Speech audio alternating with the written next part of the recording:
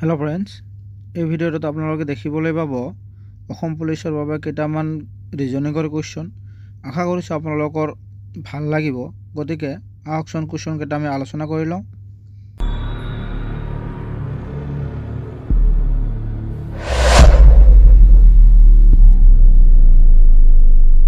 এটা লুডু গুটি দুবাৰ প্ৰক্ষেপ কৰি পোৱা ফলাফল চিত্ৰত দেখুওৱা হৈছে। ইয়াৰে 5 লিখা পিঠিটোৰ বিপৰীত পিঠিত কি অংকটো হ'ব?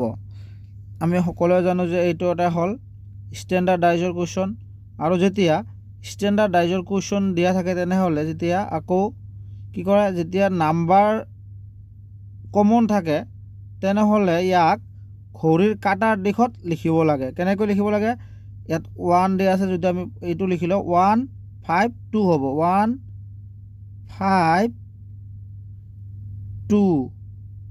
আকৌ ইয়াত 1 3 6 হ'ব, গতিকে 1 কমন 3 6। আমাক ইয়াত প্ৰশ্নত কি কৈছে? 5ৰ লিখা পিঠিৰ বিপৰীত সংখ্যা। গতিকে আমি সকলোৱে জানো যে 5ৰ বিপৰীত সংখ্যা কি হ'ব? ইয়াত 3 হ'ব, গতিকে বিটো হ'ব শুদ্ধ। যদি আমাক 2ৰ বিপৰীত সুধিল হয় তেনেহ'লে কি হ'ব?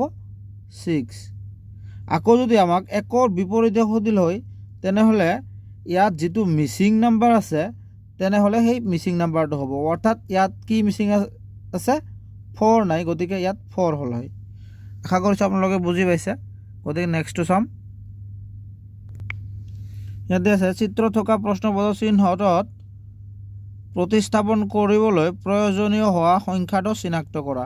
অৰ্থাৎ ইয়াত প্ৰশ্নবোধক চিহ্ন আছে, প্ৰশ্নবোধক চিহ্নত কি হ'ব আমাক উলিয়াব লাগে। যদি আমি ইয়াত চাওঁ 7 5 6 এইকেইটা যোগ পূৰণ কৰি আমি 41 বনাব লাগে। কেনেকৈ? 7 আৰু যদি 5 যোগ কৰোঁ 12, 12 আৰু সেই 6 যোগ কৰিলে কিমান হ'ব? 17 হ'ব। গতিকে 17ক যদি আমি স্কুৱাৰ কৰোঁ বা মাল্টিপল কৰোঁ, গতিকে এনেকৈ নহ'ব। যদি আমি ইয়াত চাওঁ, যদি 7 আৰু 5 যদি আমি পূৰণ কৰোঁ তেনেহ'লে কিমান হ'ব? 35 হ'ব। 35ৰ লগত যদি আমি 6 প্লাছ কৰোঁ তেনেহ'লে কিমান পাম? আমি 41 পাম। ঠিক তেনেকৈ এই পদ্ধতিটো ইয়াত হয়নে নাই আমি চাম।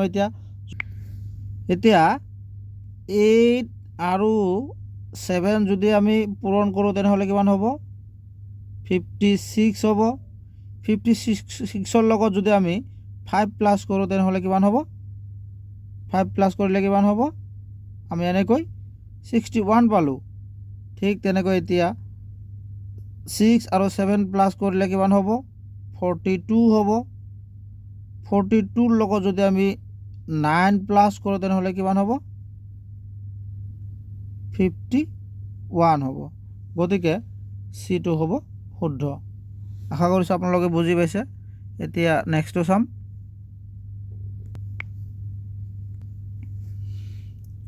তিনি নম্বৰটো দিয়া আছে সোণ, ৰূপ, ধাতু প্ৰশ্নকেইটাত যথাযথ প্ৰতিনিধিত্ব কৰা চিত্ৰটো চিহ্নিত কৰা। যদি আমি ইয়াত চাওঁ, যদি আমি সোণ বুলি এইটো ডায়েগ্ৰামক ধৰি লওঁ, ৰূপ বুলি এইটো ডায়েগ্ৰামক ধৰি লওঁ, এই দুয়োটা হ'ল এটা কি হ'ল? ধাতু। গতিকে এইটো হ'ব শুদ্ধ। যিহেতু সোণ এটা ধাতু, আকৌ ৰূপ এটা ধাতু, কিন্তু ৰূপ আৰু সোণ দুয়োটা বেলেগ বেলেগ, আৰু এই দুয়োটা আহিব কিহৰ ভিতৰত? ধাতুৰ ভিতৰত। গতিকে শুদ্ধ উত্তৰটো হ'ব অপশ্যন এ।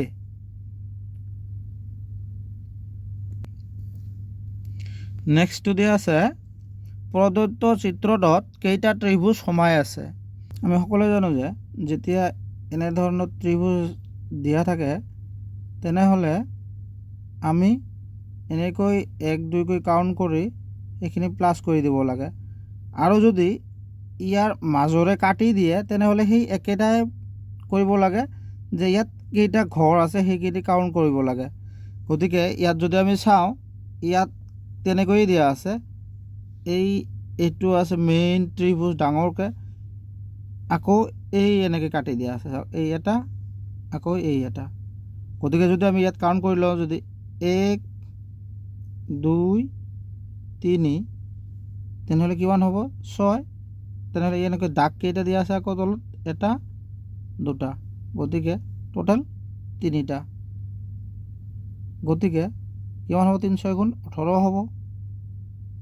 আকৌ যদি এতিয়া আমি এইপিনেটো চাওঁ, আপোনালোকে চাব এইপিনে যদি চাওঁ, তেনেহ'লে এইপিনেও সেই একেটাকৈ দিয়া আছে। এইটো দিয়া আছে, এইটোও দিয়া আছে। গতিকে এইপিনেও সেই একেটা ৰেখা দিয়া আছে, সেই একেটা পদ্ধতিৰে। গতিকে ইয়াত কেইটা হ'ব? আকৌ 18টা।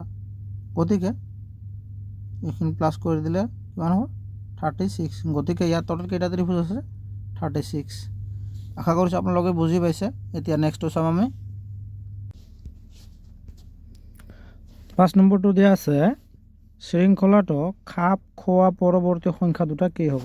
ইয়াত এটা শৃংখলা দিয়া আছে, এই শৃংখলাৰ পৰৱৰ্তী সংখ্যাটো কি হ'ব আমাক উলিয়াব লাগে। যদি আমি চাওঁ, 8 দিয়া আছে, 8ৰ পিছত 10 দিয়া আছে, 8 দিয়া আছে, 8ৰ পিছত কি দিয়া আছে? 10 দিয়া আছে। কিন্তু 8ৰ পিছত 10 কেতিয়াও নহয়, বা কি ধৰণত হ'ব সেইটো নহয়। আমি এতিয়া চাম যে যদি এটা সংখ্যা এৰি দিওঁ, তাৰপিছত দিয়া আছে 7, তাৰপিছত দিয়া আছে 6।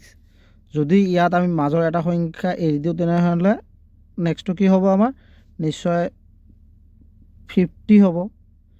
এতিয়া আমি যদি ছেকেণ্ড সংখ্যাটো চাওঁ, 10টো চাওঁ, ইয়াত 10 দিয়া আছে, ইয়াত নেক্সটটো 70 দিয়া আছে, এটা সংখ্যা এৰি আকৌ কিমান দিয়া আছে? 15 দিয়া আছে, অৰ্থাৎ 15 দিয়া আছে। যদি আমি এতিয়া এটা সংখ্যা এৰি দিওঁ, অৰ্থাৎ 16 যদি এৰি দিওঁ, তেনেহ'লে পৰৱৰ্তী সংখ্যাটো কি হ'ব? 20 হ'ব। গতিকে আমি এটা সংখ্যা কি পালোঁ? 20 পালোঁ, আৰু ইয়াৰ আগৰ সংখ্যাটো কিমান পাইছোঁ? আমি 50 পাইছোঁ। গতিকে সংখ্যা দুটা কি হ'ব আমাৰ? 20 আৰু 50। অপশ্যন এইটো হ'ব শুদ্ধ। আশা কৰিছোঁ আপোনালোকে বুজি পাইছে। তো নেক্সটটো চাম। নেক্সটটো কি দিয়া আছে? পৰৱৰ্তী সংখ্যাটো কি হ'ব?